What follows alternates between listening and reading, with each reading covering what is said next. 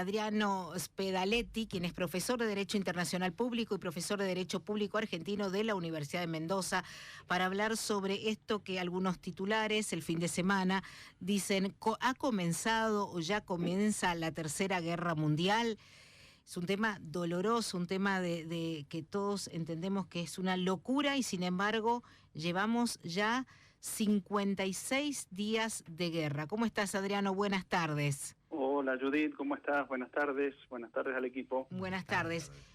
¿Cuál es tu opinión sobre esto que titulan empieza la Tercera Guerra Mundial? ¿Empezó la Tercera Guerra Mundial? Bueno, primero que nada hay que ser prudente, pero a ver, no es tan descabellado lo que están diciendo en el programa porque esta información surge de un canal estatal ruso y nosotros sabemos que en los canales estatales rusos no hay tanta libertad de expresión. Con lo cual puede llegar a ser interpretado como una bajada de línea por parte de Putin. Es decir, no es descabellado pensarlo, por ahora es muy apresurado obtener conclusiones, pero la fuente de la información tiene un vínculo directo con el poder en Rusia. Y esto también está asociado a las amenazas directas que ha realizado el gobierno de Rusia tanto a Suecia y a Finlandia con su intención de ingresar a la OTAN, que la amenaza es directamente de la utilización de armas nucleares, con lo cual Finlandia y Suecia entran en una encrucijada importante porque yo te digo, Judith, que uno decide de acuerdo a dónde tiene la silla y nosotros desde Mendoza es muy sencillo ser opinólogos. Sí, claro. Pero hay que estar, hay una distancia, bueno, de hecho Finlandia está al lado, con lo cual no va a ser tan sencillo ese tema, pero la información es que en unas semanas se estaría tomando esa decisión, por lo menos lo que viene de la primer ministro de Finlandia. Y por el otro lado se siguen intensificando los bombardeos en distintas ciudades ucranianas, con lo cual esto nos avisora que viene para largo. Hay una foto que apareció en Twitter, Adriano, donde aparecieron justamente las primeras imágenes del Moskva, que es este buque insignia de la Marina rusa incendiándose. Según dicen algunos, todavía no se pudo verificar la autenticidad de esta imagen, pero es todo un símbolo, ¿no? En esta guerra donde Rusia creo que pensaban o subestimaban a Ucrania y a su población. Sí, absolutamente. El hundimiento de un barco insignia siempre causa un daño moral muy importante a nivel militar. Al principio Rusia manifestaba que era un incendio, luego que ese incendio generó que se hundiera en alta mar, pero las últimas informaciones es que efectivamente fue de un misil de fabricación ucraniana que causó el daño. Y de hecho, inicialmente Rusia había dejado de bombardear Kiev y posteriormente al hundimiento bombardearon una fábrica armamentística donde se produce ese tipo de misiles, con lo cual la represalia o respuesta rusa de una manera tácita o indirecta nos estaría dando a entender que fue a través de la fuerza ucraniana el hundimiento. Lo que pasa que en una guerra, como toda guerra, depende de quién viene la información, es cómo se comunica. Pero yo creo que ha venido desde las fuerzas ucranianas.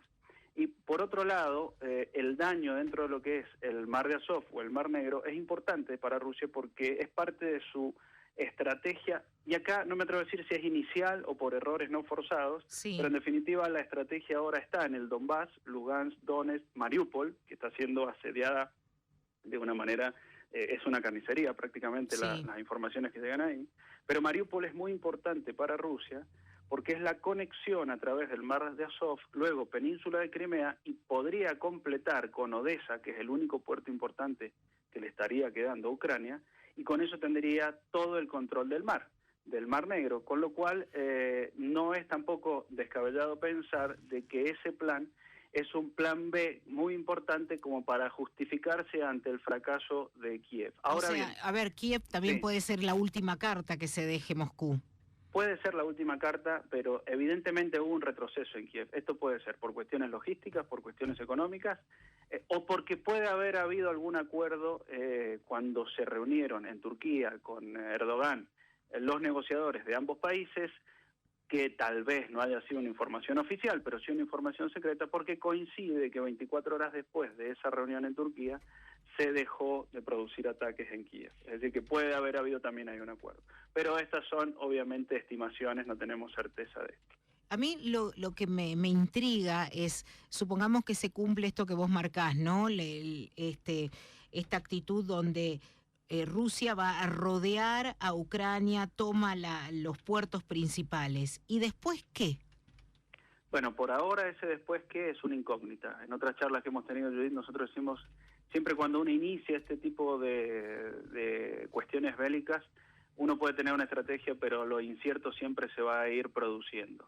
Esto de lo incierto, es decir, por ahora la OTAN está en una posición de ayuda armamentística, pero no en una ayuda directa, porque tampoco está obligada por tratados internacionales, porque Ucrania no es miembro, pero siempre la mecha está ahí a punto de prenderse. Es decir, veremos cómo sigue la reacción de Estados Unidos. Alemania no puede reaccionar tanto porque es muy dependiente del gas ruso. El 50% de su base energética viene del gas ruso. Por lo tanto, Alemania sigue comprando el gas ruso. Es decir, que las sanciones económicas son en una parte, pero no en otras, porque Alemania también sabe que depende mucho de esa energía. Sí.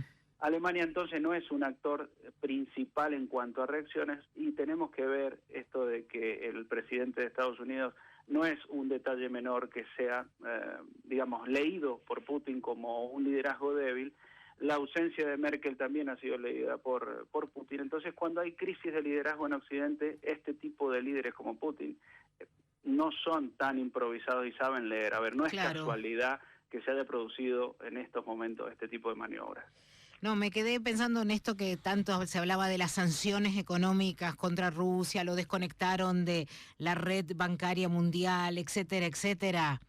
Por otro lado, estás diciendo el gasoducto no deja de circular gas de Rusia a Alemania, ¿no? O sea, por supuesto. A ver, las sanciones... Una cosa es lo que se dice, otra cosa es lo que se hace. Exacto. A ver, las sanciones reales, esto del bloqueo del SWIFT, que viene a ser como el CBU que nosotros conocemos en Europa, es cierto que afecta a los oligarcas rusos porque, bueno, manejan sus fortunas ahí, pero también van a ir a puertos, a ver, no es por casualidad que van a otros estados que le permiten también una apertura de movimientos. De hecho, varios yates que se encontraban en Marbella de oligarcas rusos se fueron a Turquía, por ejemplo. Es decir, tampoco es una sanción que afecte de manera directa a las operaciones bélicas. Bien. Y Rusia también estaba preparada. Adriano, gracias. Seguiremos charlando en cualquier otro momento. Muchas gracias. Con todo gusto. Saludos a todos. Muchas gracias. Un abrazo. Adriano Spedaletti, profesor de Derecho Internacional Público, charlando con nosotros aquí en Ahora.